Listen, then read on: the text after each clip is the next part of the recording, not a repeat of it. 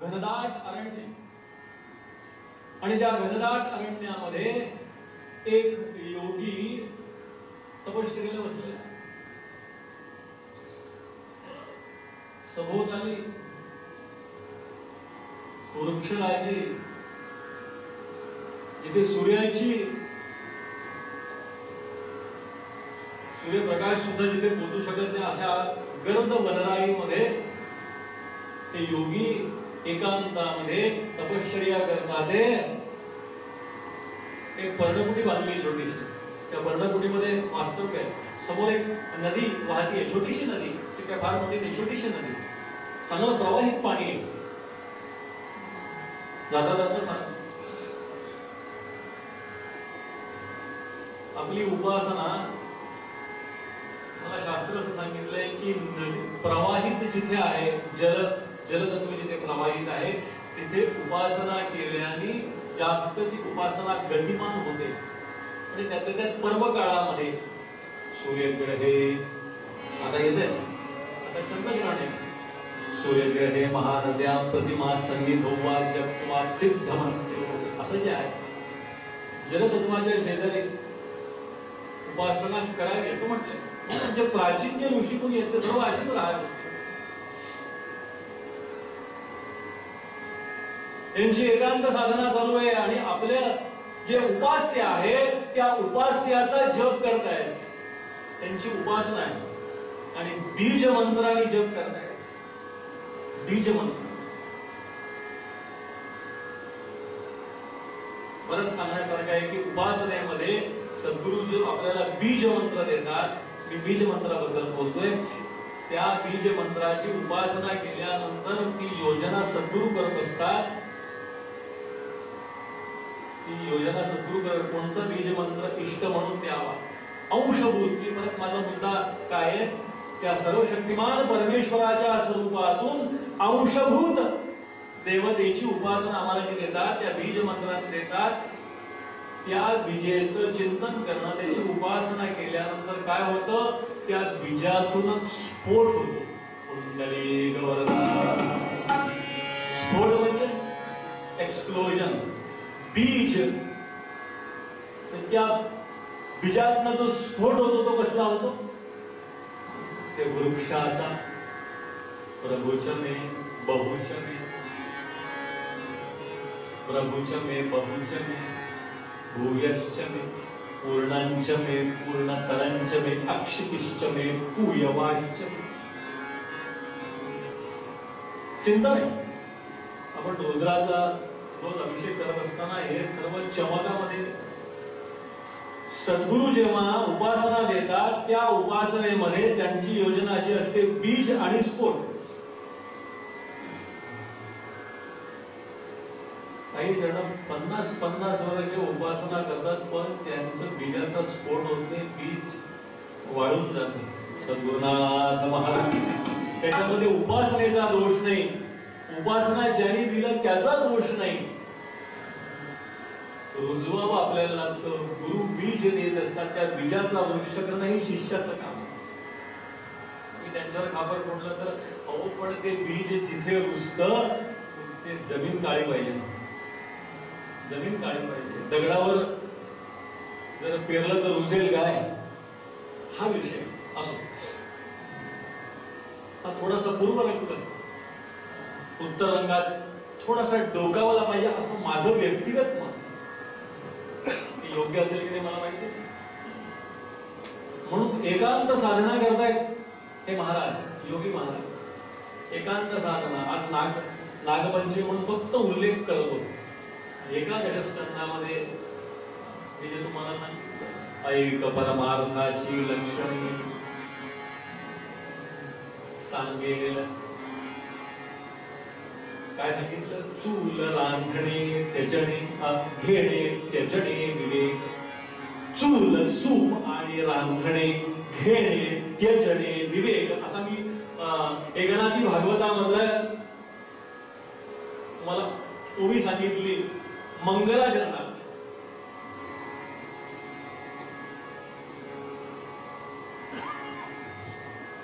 म्हणजे साधना यदु अवधूत संवादामध्ये या 24 जे अवधूताचे जे 24 गुरु आहेत, त्या 24 गुरुपैकी एक गुरु कोण आहे?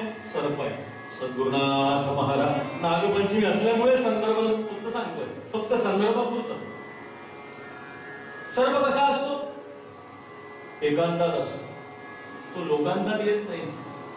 लोकवस्ती वाढल्यामुळे कधीतरी तो वस्तीत येतो, पण सर्पाला एकांत आवडतो. अवधूत सांगतात, ऐक यदुराजा, जो जो जयाचा घेतला गुण. सर्पाकडनं मी काय गुण घेतला? एकांतात राहून साधना करावी. सद्गुरुनाथ महाराज लोकांना दाखवण्याकरता नाही, एकांतात साधना करावी. त्याचा अवलंब लोकांना दाखवण्याकरता करू, एकांतात साधना करावी. आणि सर्पाचा दुसरा गुण, हे सर्व करत असताना तो नेहमी सावधान असतो, कायम नेहमी सावधान असतो. आणि वेदामध्ये इतकी सुंदर ऋचा, यदा पादोदरस्त्वचा सदा विनिर्मुच्यते. म्हणजे साप जसा आपली कात अधूनमधून टाकत असतो आणि पुन्हा तेजस्वी होतो, तसा म्हणला उपासनेनं, परमेश्वराच्या कृपेनं हा जो साधक आहे, हा आपली कात टाकून नित्य नूतन होत असतो. नित्य नूतन, रोज त्याची प्रगती होत असते. म्हणून सर्प हा कसा आहे? हा त्या अवधूताचा गुरु आहे. म्हणून नागपंचमीला फक्त त्या गुरुला वंदन करूया. सद्गुरुनाथ महाराज. तसेही योगीराज, योग्याने कसं असावं? सर्पासारखं एकांतात, पण सावधान, कायम, तेज, तर्रार. माहितीये सर्प कसा जातो? तेज असावं. असेही योगीराज साधना करताय. सकाळी उठावं, ब्राह्म मुहूर्तावर स्नान करावं, त्या नदीमध्येच परत येऊन बसावं आणि सूर्य माथ्यावर येईपर्यंत जप करावा. कसला जप? उपास्य देवतेचा, त्यांच्या गुरुनी दिलेला बीज मंत्र. बीज आणि स्फोट मी सांगणार नाही. बीज मंत्राचा जप. ओम क्लीं कृष्णाय नमः, हा बीज मंत्र आहे. ते बीज आहे. क्लीं काय? ते बीज आहे. द्राम ते काय? बीज आहे. दत्तात्रयाचा जो बीज मंत्र आहे, ओम द्राम दत्ता. हे द्राम काय? काय? ओम गणपते. अनुस्वार आहे काय? अनुस्वार परतरः. गं गणपते. शं शंकराय नमः. हे बीज मंत्र आहे.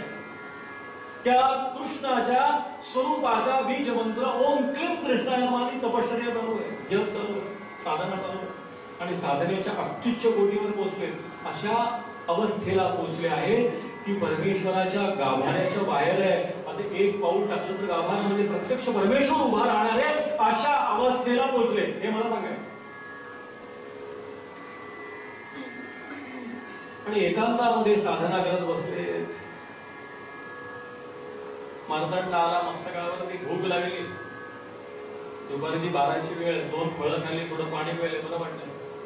सुखासनात बसले, परत जपाला सुरुवात. कारण काय दुसरं कामच नाही. ते ध्यान योगानुगतानु अपश्यन देवात्म शक्ती स्वगुणैर निगूढां. ध्यानयोग हा योग आहे.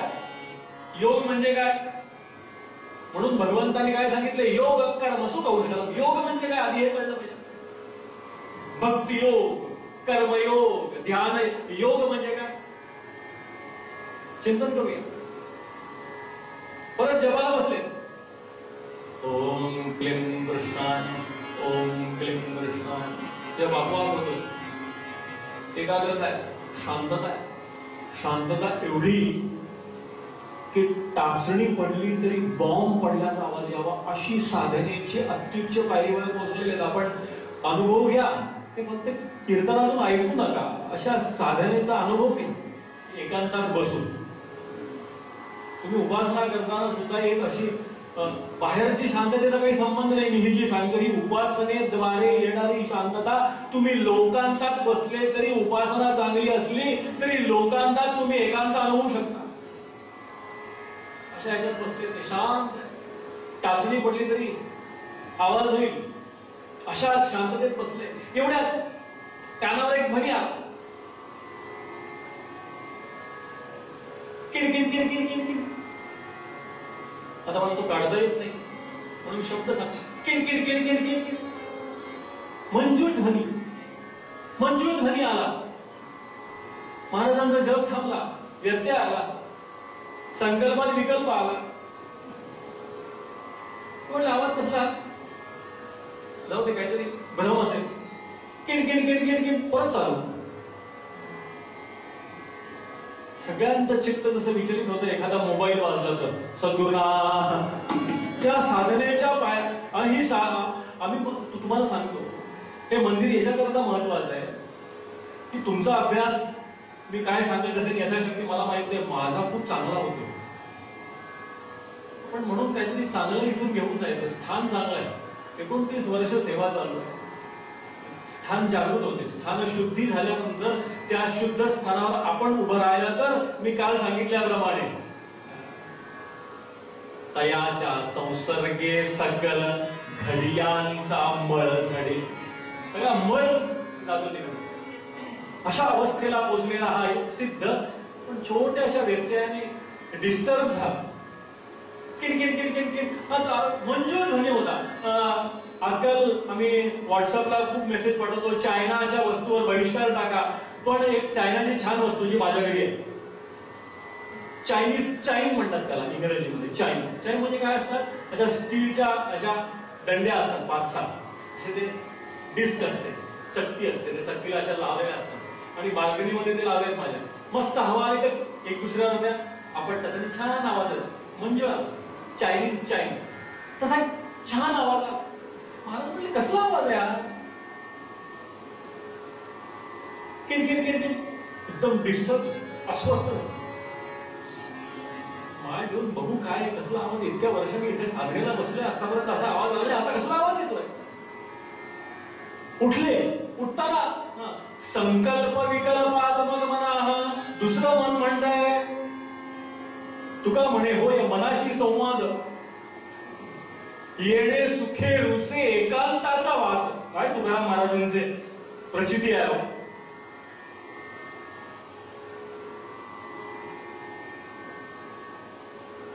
उठू की नाही असे तर खूप नाद येतात, पण हा अनाहत नाद नक्की नाही. काही आहत नाद असतात, काही अनाहत नाद असतात. हा अनाहत नाद नक्की नाही, हा आहत नादच आहे.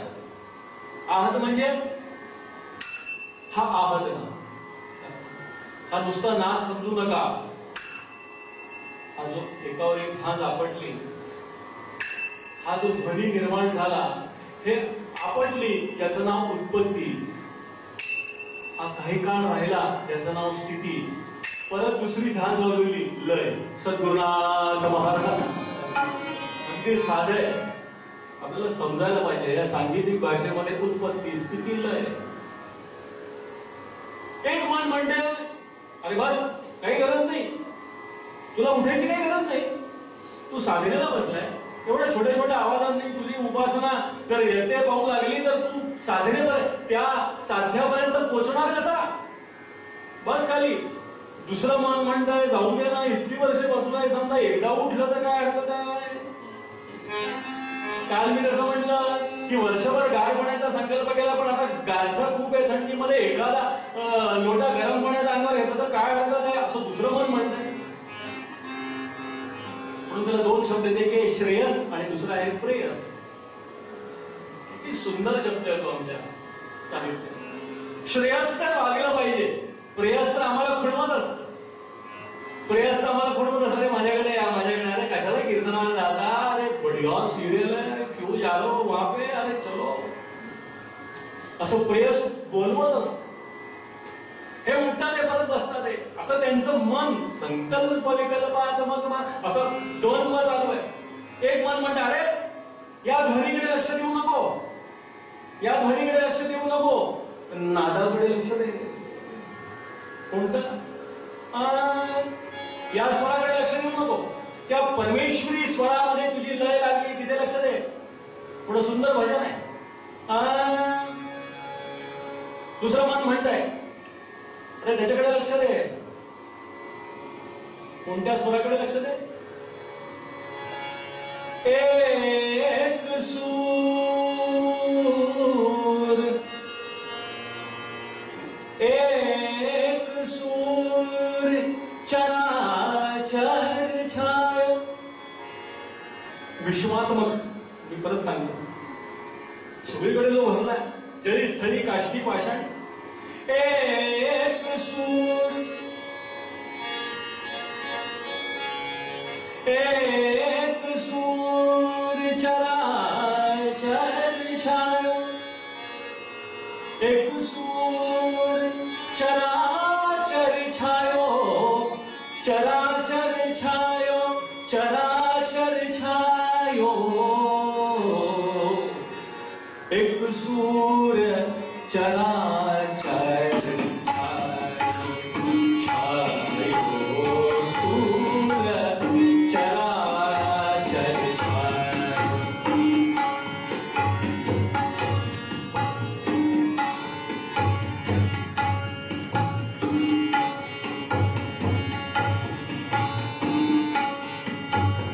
सूर चराचर छायो, छायो, सूर चराचर छायो, छायो, सूर चराचर छायो.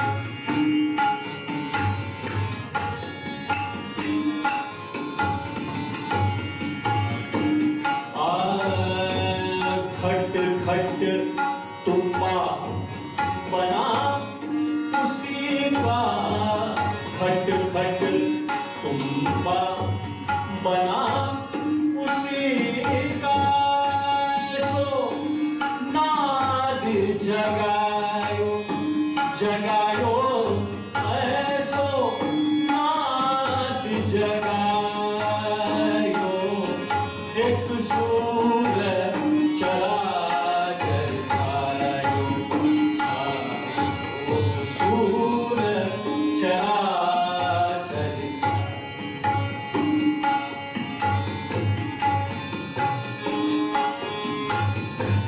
खूप गूढ अर्थ आहे, पण आपण सर्व हिंदी प्रांतातले असल्यामुळे मी जास्त समजावणार, पण बघा काय अनुभूती आहे.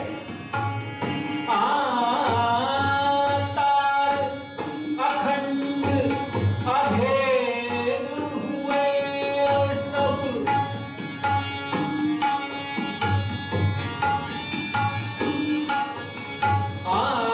तार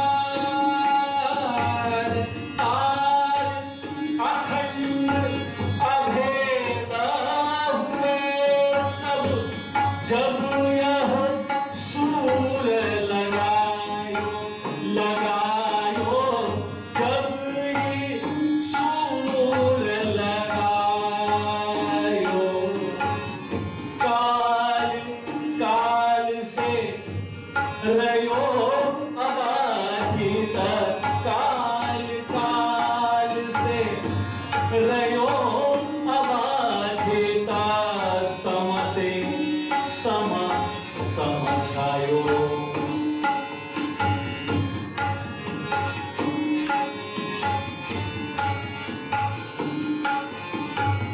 सूर चराचर.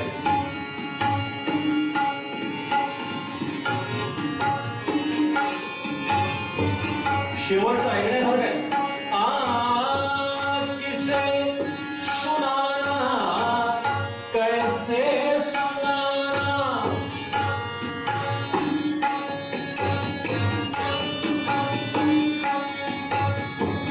किसे सुनाना, कैसे सुनाना. सूर कहाँ से लाऊं, लाऊं. किसे सुनाना, कैसे सुनाना. सूर कहाँ से लाऊं. सुनने वाला कोई न था जब, सुनने वाला कोई न था जब. अलख निरंजन गायो,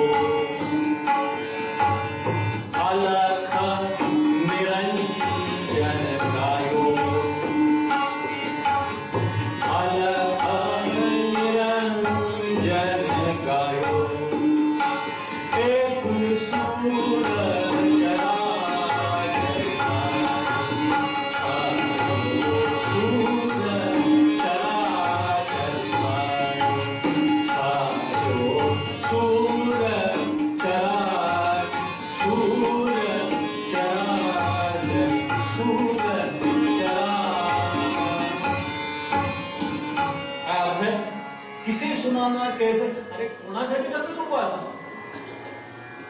हा सूर सगळीकडे पसरला, त्या सुराकडे लक्ष दे. हे असे छोटे छोटे सूर येत राहतील, त्याच्याकडे लक्ष नको देऊ. संकल्प विकल्पाच्या वादनामध्ये काय झालं, शेवटी विकल्पाचा विजय झाला. सद्गुरुनाथ महाराज, संकल्पाचा विजय होतो असं नाही, विकल्पाचा विजय होतो. मध्ये उठले नाही का की नाही उठले? अहो उठले, महाराज उठले, माळ ठेवली खाली, उठले. जर उठले नसते तर आख्यान कसं झालं असतं? सद्गुरुनाथ महाराज ते उठलेच नाही, संपलं असतं इथे, भैरवी विषय संपला. नाही नाही, ते उठले, माळ ठेवली खाली, झप झप झप झप नदीमध्ये पाय टाकला, झप झप झप झप झप झप चालत गेले, चालत गेले, चालत गेले, चालत गेले. आता आवाज जास्त स्पष्ट येऊ लागला. आपण म्हणतो ना यार, या रेंजने आधी जरा बाहेर जातो, या अच्छी रेंज आ रही. काही जण असतात बाहेर राहतात,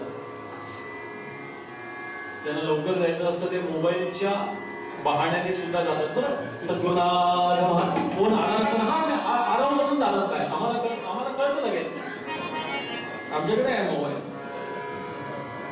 हाँ यहाँ रेंज अच्छी आ रही. अच्छा हो गया, आ गया यार, हुआ बड़ा परेशान कर रहा था, ये हुआ.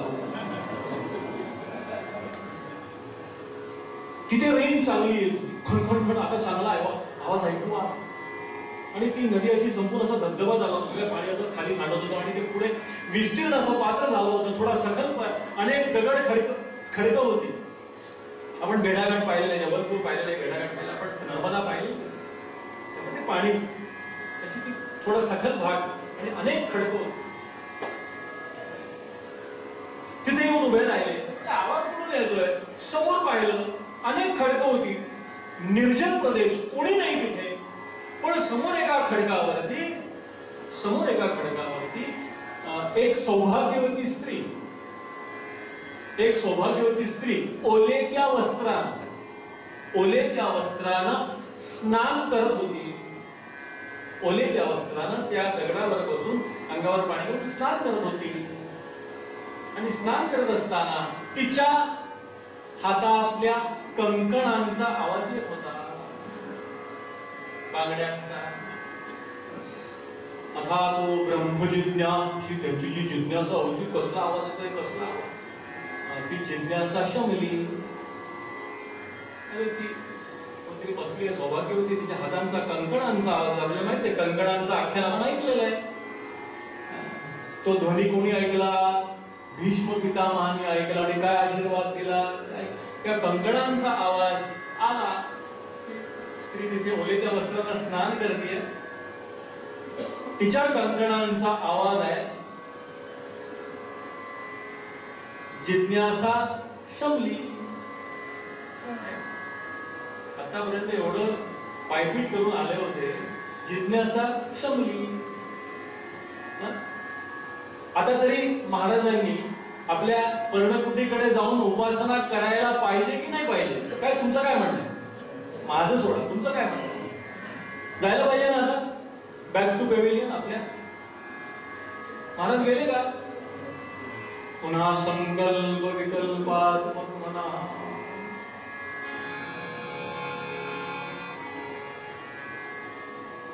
भांडण चाललंय दोघांचं, आणि कोण जिंकलं?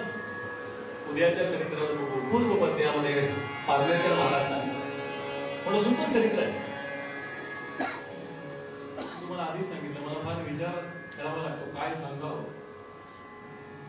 काय झालं? संकल्पाचा विजय झाला का विकल्पाचा विजय झाला? आणि त्याच्यातनं काय निर्माण झालं?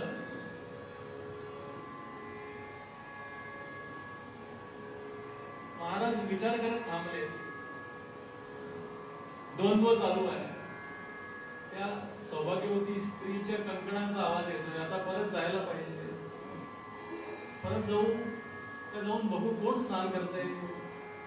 इतकी वर्ष मी इथे उपासना करतोय, आतापर्यंत मला तरी कोणी दिसलं नाही. ही कोण? कुठे राहते? ते आजूबाजूलाच राहते का? मी एकटाच आहे असं या सगळ्या परिसरात मी एकटाच आहे असं मला वाटत होतं. पण ठीक आहे, मी कोणतरी वेगळी दिसते. काय नाव असेल? काय कसं असेल? मनामध्ये उगाच प्रश्न. उद्या बघू पूर्व त्यामध्ये पारनेकर महाराज देवाची आवड. एक छोटी सूचना मला सांगायची आहे. आपल्या उजव्या हाताला माझ्या उजव्या हाताला प्रवेशद्वाराजवळ पारनेकर महाराजांचे काही ग्रंथ शिवपुराण माळा सीडी सगळ्या ठेवलेल्या आहेत. आपण निदान 2 मिनिटं वेळ काढून जर त्या पाहिल्यात आणि जरा कोणाला घ्यायच्या असतील तर आपण घेऊ शकतो. एक छोटी सूचना